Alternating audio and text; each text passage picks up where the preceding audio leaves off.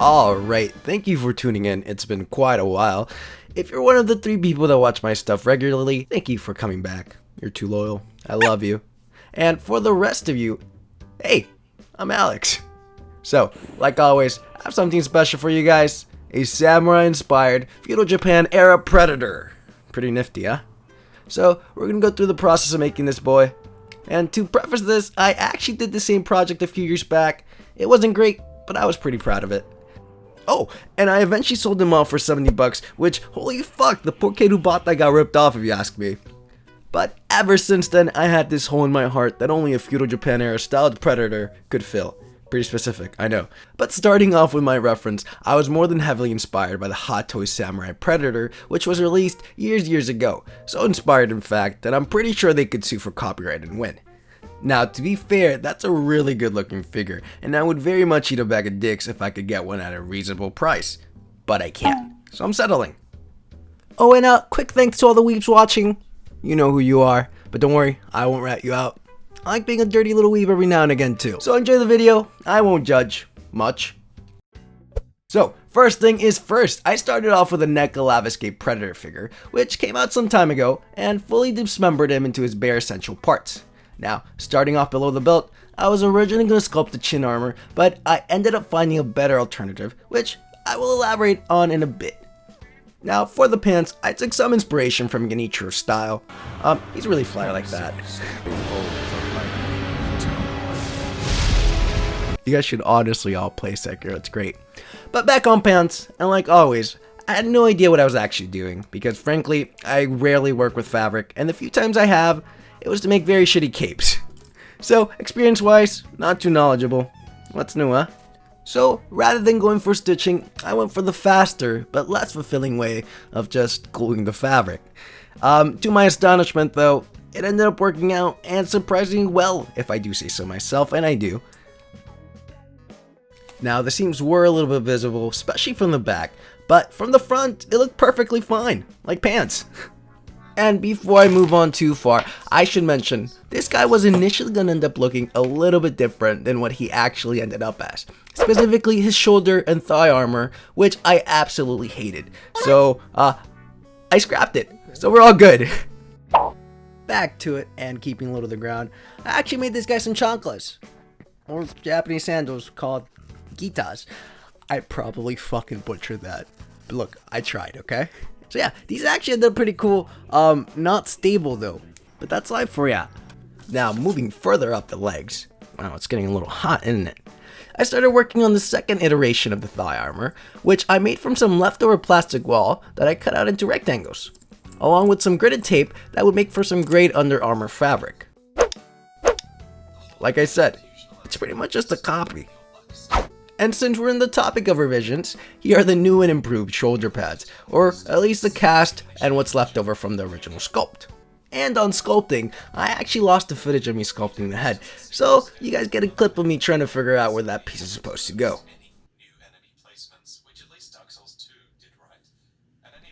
Riveting, isn't it? Now you might have noticed some other armor pieces that I haven't talked about. Well, that's because like the Predator design, I stole them from the Tamashii Nation movie realization Star Wars Samurai line, or at least a bootleg of it.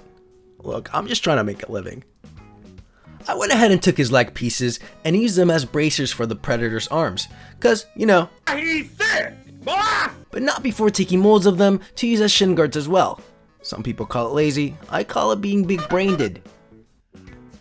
There is one more thing, and I almost forgot, but yeah, I made this. It's a Japanese club, or a Japanese bat. I thought this was going to be a funnier joke, but it really isn't. Okay, moving on. And with all the pieces finished, I proceeded to prime everything, making sure to cover up the Predator's locks, keeping out any of the Oh, that's right, I'm an idiot, so yeah, I didn't actually do that. So, after pondering why I was such a fuck up, I finished priming everything, this time making sure the locks were actually covered. Yeah, I know, thank you. And with everything primed, I set my room up American Psycho style since it was about to get messy with paint. And I'm sorry, but I won't ever stop saying this, but I despise painting, mainly because I'm utterly stupid when it comes to colors. But like always, I dove head first, no BS. All of the armor pieces aside from his left shoulder were airbrushed with this dark red, almost blood color. Is that another American Psycho parallel? Wow, wow, wow. So this time I covered up what needed to be covered up and painted what needed to be painted. And after a few coats of the blood paint, I moved on to the shoulder pad, which would get a mix of metallic gold and black. And can I just rant? The whole process of airbrushing is excruciatingly tedious. It takes like 5 minutes to change paint. Okay, anyways, I actually ended up using the same color paint from the shoulders on the helmet. This time just adding a little bit more of that gold as to make it shinier. And I was extremely happy with the base colors I got. And I do say this all the time, but I am color retarded. So it's always surprising when I'm able to get any sort of accuracy in what I paint. I swear, it's like Picasso takes over sometimes. And after airbrushing the thigh armor green, the base colors were done, and I was able to ditch the airbrush and move on to some hand detailing, which for most of the armor consisted of a dark blue color. I very roughly painted the indents in the thigh armor with some olive paint, making sure to make it messy, giving the whole piece that olive wash. Lastly, I used the metallic gold once again, cause our boy is baller like that. Now that the armor pieces were fully finished, it was time to put him together. And to make sure this guy really sticks, that's a glue pun for ya, I went ahead and used epoxy, since it has the most resistance. That's fucking lame. But yeah, I literally just proceeded to put this guy together. Nothing too special. Well, actually, there was. I did end up using this yarn, which I defluffed in a very clever way. Check this out. Wow, wow, wow. And used this to wrap around the helmet, giving him that yarn look that samurai sometimes have. Here, you'll see. But yeah, this is what I meant. I'm not sure if it's accurate or not, but it looks cool enough, I think.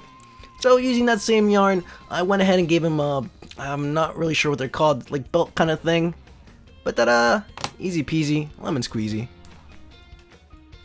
After putting him together, I realized that the dark blue details didn't really make the armor pop like I wanted. So I re-detailed the figure using a light blue instead, which in my opinion ended up looking way better. Now, in order to keep this fucker painted, we're gonna need to seal him. So I ordered some Citadel brand varnish, which was very expensive, but very much worth the price. So with the base figure done, let's move on to his accessories.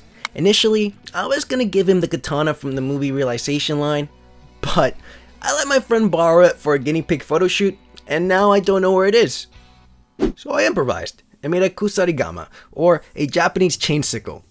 Now, doesn't that sound like a Japanese snack or like a really cool motorcycle? Anyways, it's a really simple build that consisted of a predator gauntlet blade for the sickle's blade, epoxy clay for the handles, and a necklace chain for the chain. And with a little finessing and a lot of sanding, it came out looking pretty solid. Now, I could have ended it there, but I am quite the sucker for displays, so that's exactly what I'm doing. I had this leftover branch I found on a trip to Laughlin a while back. The branch reminded me of the Japanese style trees, or at least the broken remains of one, and it just seemed the most fitting. And the process here was just pretty much getting some epoxy clay and building up a base at the tree. Yeah, wow, innovative, I know. And after getting the shape I wanted, I proceeded to make some pseudo grass by scoring into the clay, making sure to leave some open spaces that would later become rocks. With the magic of paint, I know. I'm surprised how this turned out. Check this out, you ready? Ba-ba-ba-bum. Moment of truth. Yeah, I know, it's amazing what little paint could do. And mind you, I am color impaired. Not really, but no, I am surprised with how it came out. Grass turned out looking like grass, rock turned out looking like rock, and branch turned out looking like big tree. So yeah. And now, because you can't have a predator display without some gore, I went ahead and used a leftover cast of Jango Fett's face I made a while back and gave it a bloody paint job. Easy peasy predator Yeezy, you know? God, I need to stop. But with everything done, all that's left to do is to take a look at how well he poses.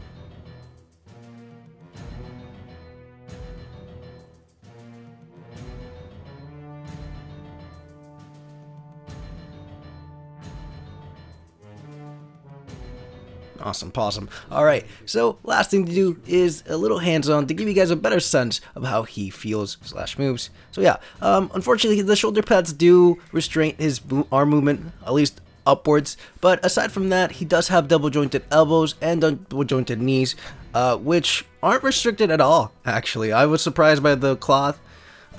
His waist is pretty movable. Again, nothing is restricted aside from those shoulders. Now, weapons-wise, I have the katana still for this video, the Japanese bat, and the Japanese chain sickle. Yummy.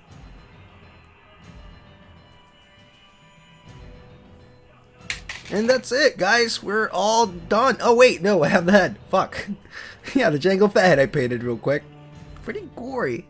And with that, we're all done. Alright, and we're Gucci Poochie. Thank you guys for tuning in, especially if you made it this far. You're a real trooper. And I hope you guys enjoyed this video. If you did, consider leaving a like or a comment. I really want to hear from you guys. It especially helps release those endorphins in my brain that I so desperately crave. So, yeah, let me know what you guys think. Again, thanks so much. And with that, I'll catch you on the next one.